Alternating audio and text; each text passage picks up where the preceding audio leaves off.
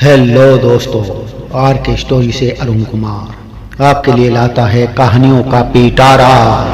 हाँ दोस्तों, आपके लिए अच्छी अच्छी कहानियाँ लाता हूँ। आप तो सुन रहे हैं पिछले अध्याय में संपूर्ण सत्यनारायण व्रत कथा और उसे कैसे किया जाता है, उसके क्या क्या नियम हैं। तो आपने भाग 1, भाग 2, भाग 3 सुना। अब सुनिए आप भाग 4। आइए सत्यनारायण जी की कथा को सुनते हैं।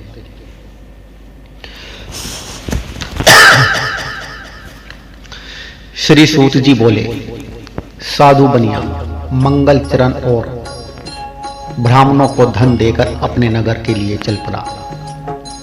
साधु के कुछ दूर जाने पर भगवान सत्यनारायण की उसकी सत्यता की परीक्षा के विषय में जिज्ञासा हुई।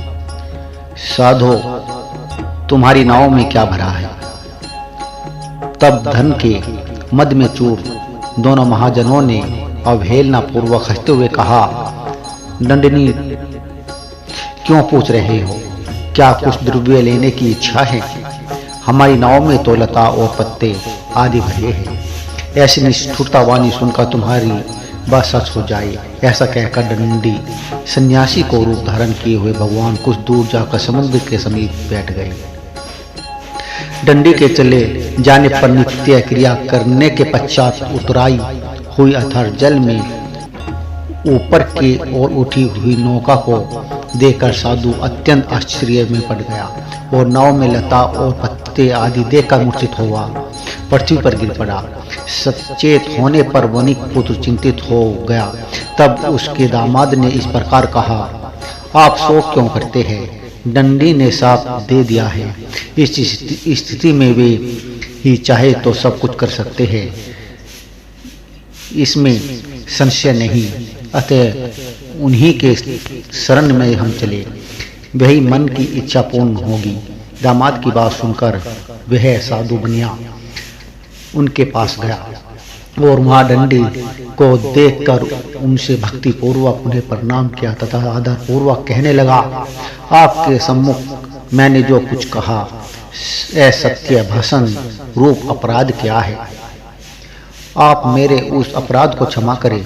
ऐसा कहकर बारंबार प्रणाम करके वह महान शोक से आकुल हो गया। दंडी ने उसे रोता हुआ देखकर कहा, हे मूर्ख, रो मत, मेरी बात सुनो। मेरी पूजा से उदासीन होने के कारण तथा मेरी आज्ञा से ही तुमने बारंबार दुख प्राप्त किया है। भगवान की ऐसी वाणी सुनकर वह उनकी स्तुति करने लगा। साधु ने कहा, हे प्रभु, यह आश्चर्य की बात है कि आपकी माया से मोहित होने के कारण ब्रह्मा आदि देवता भी आपके गुणों और रूपों को यथावत रूप से नहीं जान पाते। फिर मैं मूर्ख आपकी माया से मोहित होने के कारण कैसे जान सकता हूँ? आप प्रसन्न हो, मैं अपनी धन संपत्ति के अनुसार आपकी पूजा करूँगा। मैं आपकी शरण में आया हूँ। मेरी जो नौका में स्थित पूरा धन था उसकी तथा मेरी रक्षा करे। उस बनिया की भक्ति पूर्व वाणी सुनकर भगवान जनार्दन संतुष्ट हो गए। भगवान हरि उसे अभीष्ट वर प्रदान करके में ध्यान हो गए। उसके बाद वह साधु अपनी नौका में चढ़ा और उसे धन धान्य से परिपूर्ण देकर भगवान सत्यदेव की कृपा से हमारे मनोरथ सफल हो गया। ऐसा कहकर सब जनों के साथ उसने भगवान की विधि पूर्वक पूजा की। भगवान श्री सत्यनारायण की कृपा से वह आनंद से परिपूर्ण हो गया और नाव को प्रयत्न पूर्वक संभाल कर उसने अपने देश के लिए प्रस्थान किया। साधु बनिया ने अपने दामाद से कहा, वह देखो, मेरी रतनपुरी नगरी दिखाई दे रही है। इसके बाद उसने अपने धन के रक्षक दूत को अपने आगमन का समाचार देने के लिए अपनी नगरी में भेजा। उसके बाद उस दूत ने नगर में जाकर साधु की भार्या को देख हाथ जोड़कर प्रणाम किया तथा उसके लिए अभीष्ट बात कही। सेठ जी अपने दामाद तथा बंधु वर्गों के साथ बहुत सारे धन धान्य से संपन्न होकर नगर के निकट पधार गए हैं। दूत के मुख से यह बात सुनकर वह महान आनंद से बेहिल हो गई और उस आदमी ने श्री सत्यनारायण की पूजा करके अपनी पुत्री से कहा, मैं साधु के दर्शन के लिए जा रही हूँ, तुम शीघ्र आओ। माता का ऐसा वचन सुनकर व्रत को समाप्त करके प्रसाद का परित्याग कर वह कलावती भी अपने पति का दर्शन करने के लिए चल पड़ी। उसने इससे भगवान श्री सत्यनारायण रुष्ट हो गए और उन्होंने उसके पति को तथा नौका को धन के साथ हरण करके जल में डुबा दिया।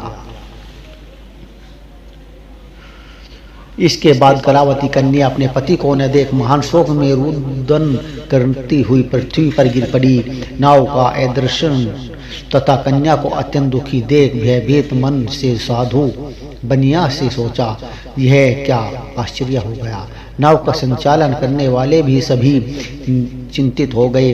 तदंतर वह लीलावती भी कन्या को देखकर विहिल हो गई और अत्यंत दुख से विलाप करती हुई अपने पति से इस प्रकार बोली, अभी अभी नौका के साथ वह कैसे अलचित हो गया, न जाने की देवता की अपेक्षा से नौका हरण कर ली गई अथवा श्री सत्यनारायण का महात्म्य कौन जान सकता है। ऐसा कहकर के साथ विलाप करने लगी और कलावती कन्या को गोद में लेकर आ गई। कलावती कन्या भी अपने पति के नष्ट हो जाने पर दुखी हो गई और पति की पादुका लेकर उनका अनुगमन करने के लिए मन में निश्चय किया। कन्या के इस प्रकार के आचरण को देख भार्या सहित वह धर्मज्ञ साधु बनिया अत्यंत शोक संतप्त हो गया और सोचने लगा, या तो भगवान सत्यनारायण ने यह अपहरण किया है अथवा हम सभी भगवान सत्यदेव की माया से मोहित हो गए हैं। अपनी धन शक्ति के अनुसार मैं भगवान श्री सत्यनारायण की पूजा करूंगा। सभी को बुलाकर इस प्रकार कहकर उसने अपने मन की इच्छा प्रकट की और बारंबार भगवान सत्यदेव को दंडवत प्रणाम किया।